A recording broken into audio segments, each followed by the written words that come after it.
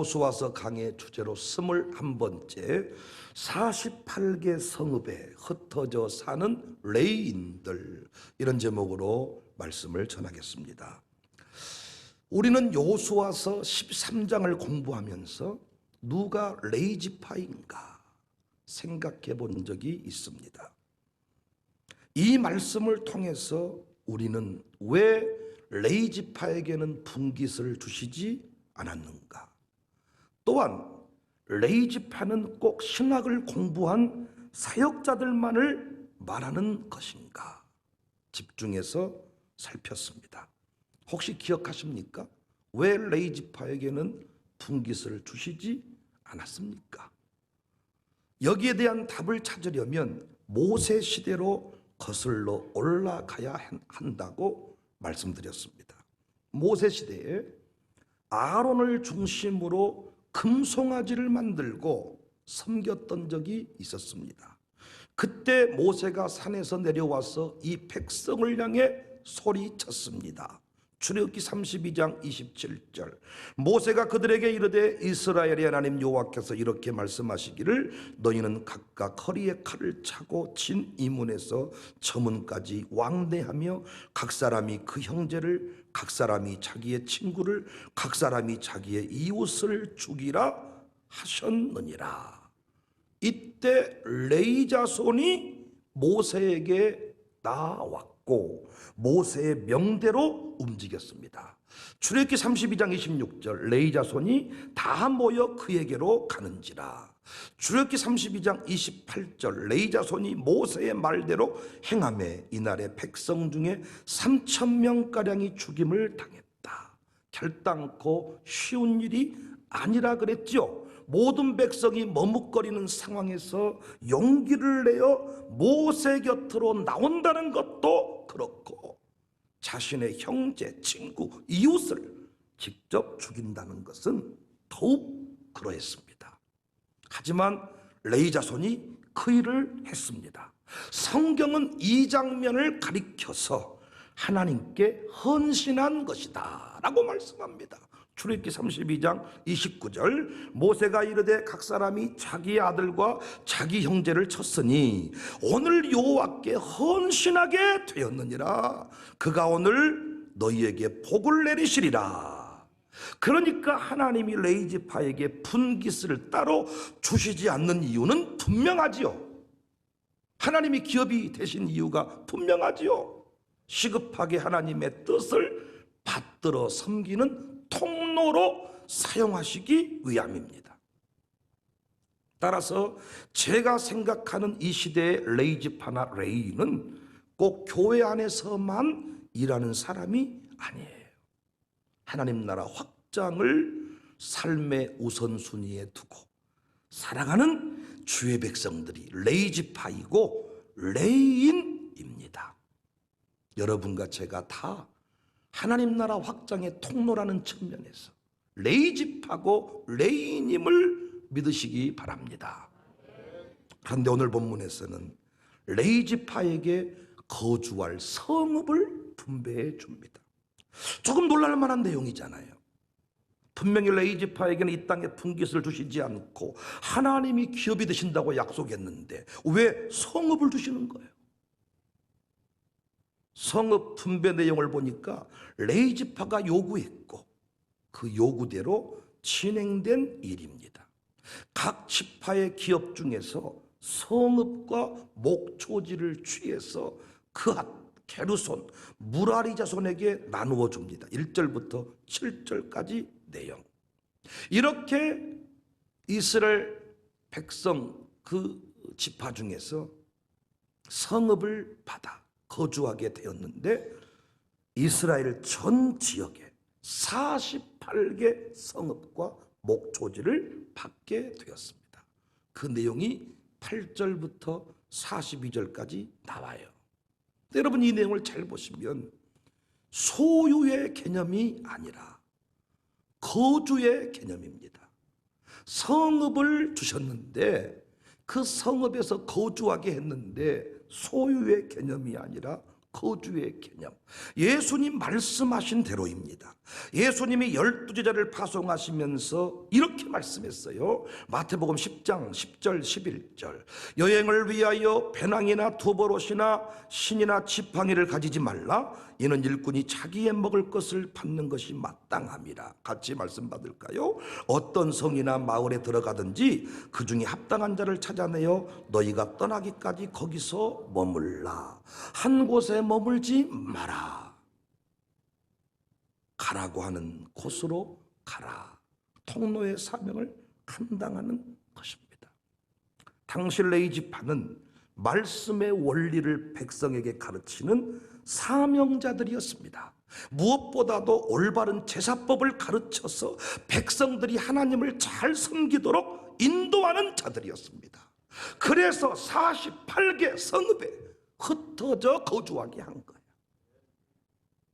결론적으로 레이지파는 사막의 오아시스, 칠흑 같은 어둠 속에 빛나는 별, 어둠의 바다의 등대였습니다. 이들이 아니고는 이스라엘 백성들이 온전히 하나님을 제대로 섬길 수가 없었어요. 우리 교회로 말하면 양육사와 같은 거예요. 흩어져 살아가는 거예요.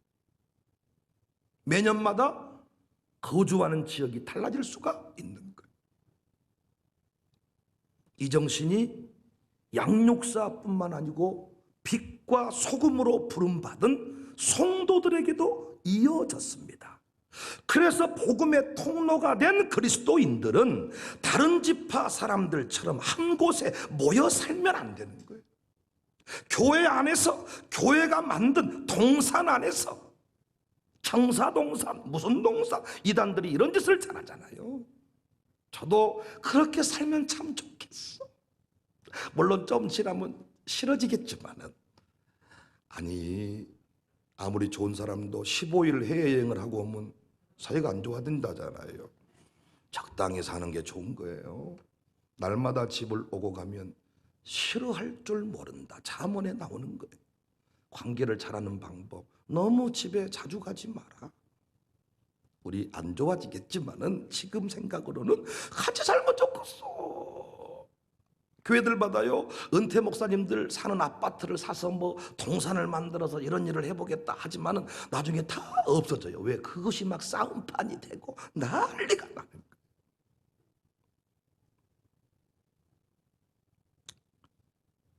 한 곳에 모여 살지 마라. 또 단순히 아들, 딸 낳고 이 땅에서 잘 먹고 잘 사는 수준의 삶을 살지 마라. 흩어져라. 우리 광주 청사교회 48개 성읍에 흩어질 수 있기를 바랍니다. 열방을 다스릴 수 있기를 바랍니다. 사도행전에서도 교회에 능력을 주셨는데 정확하게 능력 주신 이유가 있잖아요. 사도행전 1장 8절에 성령이 너희에게 임하시면 너희가 권능을 받는데, 이 권능은 장난이 아니에요. 이 권능을 받으면 예루살렘과 온 유대와 사마리아와 땅끝까지 이르러 내 증인이 되리라. 아멘할 준비하세요. 존경하는 성도님들, 우리는 머물면 안 됩니다. 정치하면 안 됩니다. 형제와 자매, 가족과도 등지면 안 됩니다. 어디든지 나아가서 가르치고 제자를 삼아야 합니다. 세례를 베풀어야 합니다. 그래서 저는 우리 교회 직업군들이 다양했으면 좋겠어. 이것을 잘못 이해해가지고 신학교 간 사람만 레이집하고 레인이고 주의 종이라는 것이요, 우리 교회 청년 민수가 있는데 주의 종의 기도를 들어주세요. 난 놀랐어요. 청년이 나와서 대표 기도를 하는데 주의 종의 기도를 들어주세요. 주의 복음 들고 교회가 맡겨진 사명을 완수하기 위해 달려다니는 사람들이 레이집하고 레인입니다. 그래서 우리 교회가요, 이 레이집화 개념을 잘 이해하고 수많은 직업들, 다양한 직업들이 있었으면 좋겠어. 호텔도 운영하는 사람이 있었으면 좋겠고, 호텔을 운영하니까 거기서 많은 일을 감당할 수가 있더라고요. 또 어떤 멋진 청소부가 나와도 좋겠고, 멋진 농부가 나와도 좋겠고, 한여러분 각자 꿈꾸는 그 위치가 다를 수 있는데, 하나님의 꿈은 하나님의 나라가 확장되는 것이거든요. 그래서 다양한 정치판에도 들어가고 농부, 농업, 다양한 경제, 탁월한 경제, 사기 쳐먹는 부자가 아니고 흘려보내는 그런 부자가 좀 나왔으면 좋겠고, 송아지 우상 만들고 자도취에 빠졌어. 돈만 벌면 하는 얘기가 논 좀 사고 저 푸른 초원위에 그림 같은 집 짓고 나는 자연인이다, 살고 싶다는 거예요. 나만 잘 먹고 잘 살겠다, 우리 교회만 잘 먹고 잘 살겠다, 이러지 않았으면 좋겠습니다. 흩어졌으면 좋겠습니다. 여러분의 물질이 48개 성읍에 고루 흘러갈 수 있기를 바랍니다. 신자뿐만 아니고 비신자에게까지도 흘러갈 수 있기를 바랍니다. 열방의 재물이 흘러가야 돼. 우리 아들 딸들이 열방으로 파송을 받아야 돼. 모든 직업군들마다 우리 아들 딸들이 이름을 낼 수 있어야 돼. 유튜브 쳐보세요. 별의별 인간들이 다 나오잖아요. 그런데 거기에 그리스도인들이 많지 않아. 그런데 종종 거기에서 그리스도인들이 나오는 거예요. 요즘에 어떤 프로그램 나오는데 자기는 다 어떤 그리스도인임을 드러내고 하는 사람들이 있고, 나 혼자 산단가 거기에 나온 멋진 친구가 있는데 다 엄마랑 새벽기도 가는 그 장면을 딱 보여주는 그런 친구들이 있는 거예요. 보통은 방송국에서 이거 다 빼라고 하지만은 워낙 그 배우가 그 사람 영향력이 있으면 나는 이거 안 빼면 출연 안 합니다. 그러면 넣어준다니까요. 배우를 해도 조금 약간 부실하게 하니까 방송국에 끌려다니지만 방송국을 좌우지하는 사람이 돼야 되지 않겠다는 거예요. 광주 청사교회는 우산동을, 광산구를, 광주광역시를 성읍으로 받았습니다. 그곳에서 우리가 흩어져 할 일이 뭐라고요? 레이지파가 48개 성읍에서 흩어져 한 일이 제사법을 가르쳐서 하나님을 잘 섬기게 했습니다. 우리가 흩어져서 할 일이 뭐예요? 하나님을 예배하는 일입니다. 제사법을 가르치는 자, 이게 영적 레이지파의 사명이에요. 그리고 어디든지 가서 아멘할 준비하세요. 섬기고 베푸시기를 바랍니다. 우리는 도피성에 관한 말씀을 공부했습니다. 도피성에 관한 말씀 이후에 레이 사람들의 성읍 분배에 관한 이야기가 나오잖아요. 이 흐름을 좀 보시면 좋겠어. 도피성의 역할을 감당하라는 것입니다. 이 세상은 이미 4차 산업혁명 시대가 도래했다고 수차례 말씀드렸어. 저희 교회처럼 4차 산업혁명 시대에 많이 얘기 들은 교회가 또 있을까 싶어요. 4차 산업혁명 시대에 관하여 여러 가지 이야기가 있지만은 4차 산업혁명 시대의 전문가들이 세상을 다스리는 지도자상을 호모 디페랑스라 합니다. 디페랑스라는 말은 프랑스 철학자 데리다가 영어의 차이, 디퍼런스로 설명할 수 없는 차이를 설명하기 위해 만들어낸 개념입니다. 그래서 호모 디페랑스를 직역하면 사이 전문가, 틈을 메꾸는 전문가, 사이를 연결시키는 전문가. 베드로 사도는 이 호모 디페랑스를 영적으로 표현을 합니다. 베드로전서 2장 9절, 너희는 택하신 족속이요 왕같은 제사장들이요 거룩한 나라요 그의 소유된 백성이다. 요수아에서는 레이지파라고 합니다. 베드로 사도는 왕같은 제사장이라고 합니다. 왕같은 제사장은 악행하고 비방하는 자, 왕이나 총독, 어리석은 사람들, 무사람이나 형제, 악행하는 총독, 무식한 말을 하는 어리석은 사람들, 왕부터 어리석은 사람까지 다 품고 연결시키는 사람이 왕같은 제사장. 레이지파도 48개 성읍, 그 동네가 어떤 동네이든지 북구우산동이든지 광산구우산동이든지 주님이 명령하신 곳은 가서 역사를 일으키는 사람. 베드로 사도는 권면합니다. 왕같은 제사장의 사명을 감당하려면 육체의 정욕을 제어해라. 베드로전서 2장 11절에 사랑하는 자들아 거류민과 나그네 같은 너희를 권하노니 영혼을 거슬러 싸우는 육체의 정욕을 제어해라. 이 말은 무슨 말이에요?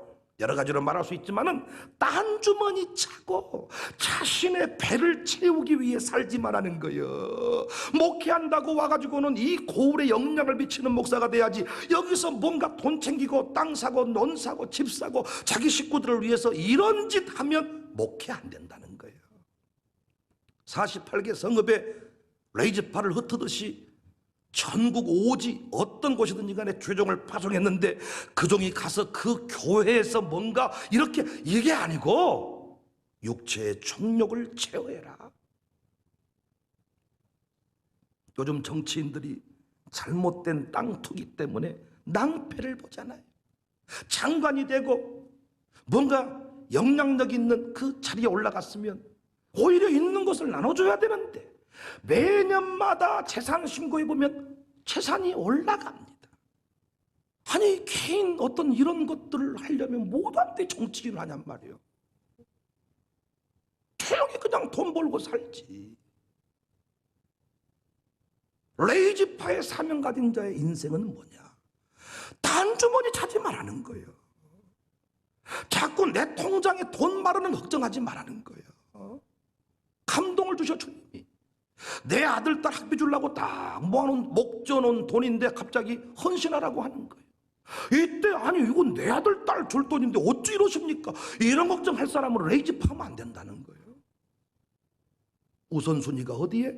하나님의 뜻을 이루는데 내어주면 하나님이 채워주신다. 오늘 새벽에 말씀에 의하면 생명의 선택, 생존의 선택, 생명의 선택.